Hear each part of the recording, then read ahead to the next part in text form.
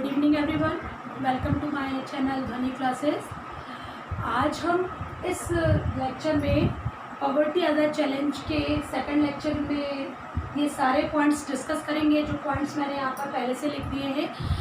पहले लेक्चर में मैंने आपको फर्स्ट लेक्चर में आपको पॉवर्टी के बारे में, पॉवर्टी क्या है, पॉवर्टी को हमारे इकोनॉमिक्स में कैसे डिफ़ाइन किया गया है, ये सब मैंने आपको बताया है ना। उसके बाद आज हम इसमें थोड़ा सा पॉवर्टी के कॉजेज़ पढ़ेंगे कि पॉवर्टी हमारी कंट्री में कैसे रही। उसके बाद पॉवर्टी को रिमूव करने के लिए गवर्नमेंट ने क्या क्या किया, जो एंटी पॉवर्टी मेजर्स क्या क्या लिए। उसके बाद आगे हमें क्या क्या चैलेंजेस फेस करने हैं, 3 पॉइंट पर डिस्कस करेंगे। उसके बाद ये आपका poverty as a challenge chapter complete हो जाएगा।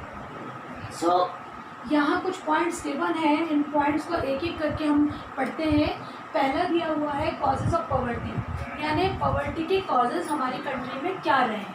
First point I wrote here, low level of economic development under the British, है ना। पहला पॉइंट ये कह रहा है कि ब्रिटिश गवर्नमेंट के रूल्स के समय हमारा जो डेवलपमेंट था वो बहुत ही लो लेवल का था। क्यों?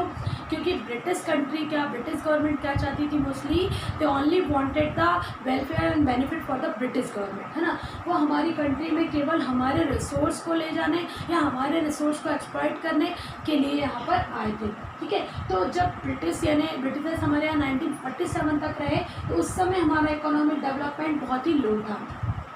फिर उसके बाद डिक्लाइन ऑफ ट्रेडिशनल हैंडीक्राफ्ट्स, क्या हुआ कि हमारी जो आइडेंटिटी थी, हमारी जो पहचान थी वो थी हमारे हैंडीक्राफ्ट्स वर्क, है ना।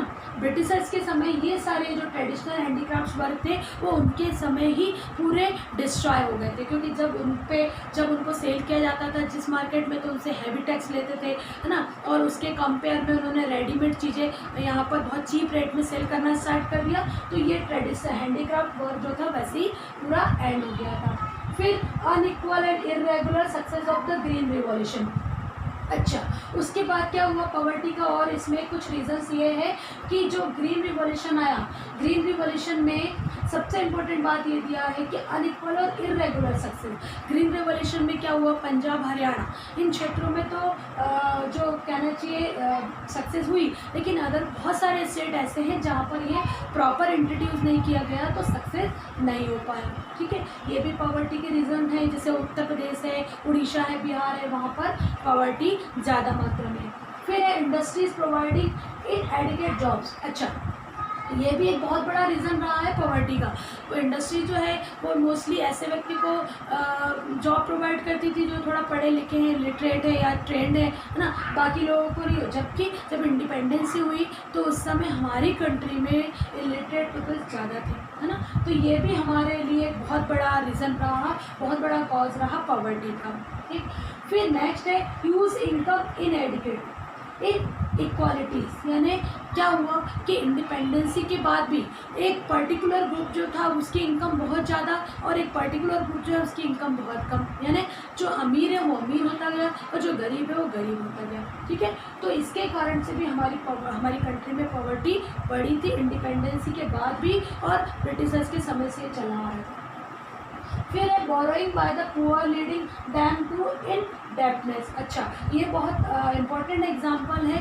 क्या होता है, जैसे मान लीजिए कोई किसान है, उसके पास 1 हेक्टेयर ज़मीन है ना, लेकिन उसके पास सोर्स ऑफ अदर इनकम नहीं है ताकि वो अपनी ज़मीन में खेती कर सके, तो उसको क्या करना पड़ता था, जमींदारों से कर्ज लेना पड़ता था। और वो कर्ज में इतने डूबे थे इंडिपेंडेंसी से पहले से कि बाद तक वो कर्ज में डूबते रहे और वो जो कर्ज था उनका डेब्ट था वो एंड नहीं हो पाया। तो ये सारे जो पॉइंट्स हैं ये पॉवर्टी के कॉजेस रहे हैं, ठीक है। और इसके अदर भी कुछ पॉइंट्स है, बेसिकली जनरली पॉइंट है, आप उसको अच्छे से जानते हैं कि हमारी कंट्री का जो फैमिली जो रहा है, जो हमारे यहाँ लार्ज फैमिली रही शुरू से, कि जो साइज़ ऑफ फैमिली है बहुत लार्ज रहा है, या इलिटरेसी, सारे रीजन जो है पॉवर्टी के रहे हैं, ठीक है। फिर जब इंडिपेंडेंसी हुई उसके बाद 5 ईयर प्लान इंट्रोड्यूस किया गया, तो जब इंदिरा गांधी की सरकार थी तो बेसिकली पॉवर्टी पर फोकस किया गया। उसके बाद उन्होंने गरीबी हटाओ का नारा भी लग दिया था, और continue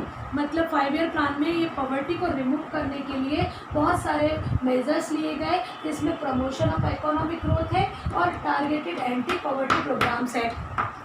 promotion of economic growth मतलब एम्प्लॉयमेंट, ज़्यादा से ज़्यादा लोगों को एम्प्लॉयमेंट देना। और पॉवर्टी प्रोग्राम्स मतलब बहुत सारे स्कीम्स लॉन्च की गवर्नमेंट ने, जिससे क्या किया गया, पॉवर्टी को रिमूव किया गया। अब ये कौन कौन सी प्रोग्राम्स थे, जैसे कि PMRY, SGSY, उसके बाद नरेगा है ना, और भी AY योजना है ना, ये सारी स्कीम्स है। इसकी पूरी स्कीम की एक लिस्ट है, वो स्कीम्स का जो एक अलग से वीडियो बनाऊंगी, क्योंकि वो आपके लिए बहुत बेनिफिशियल है, अभी के लिए भी और 10th के लिए भी।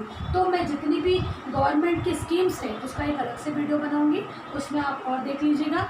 यहाँ पर बेसिकली हम नरेगा के बारे में पढ़ेंगे, नरेगा 10th में भी पढ़ना है आपको।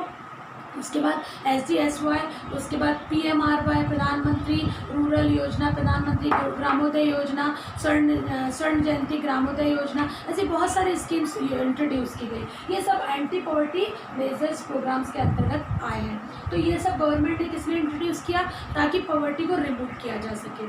उसके बाद आगे जो नया चैप्टर और है पॉवर्टी, इस तरह से गवर्नमेंट तो कोशिश कर रही है आज की कंडीशन में भी। अभी रिसेंट में जो नरेगा है, नरेगा में और अधिक अमाउंट को इन्वेस्ट करने की बात कही गई, ताकि ज़्यादा से ज़्यादा लोगों को रोज़गार मिले।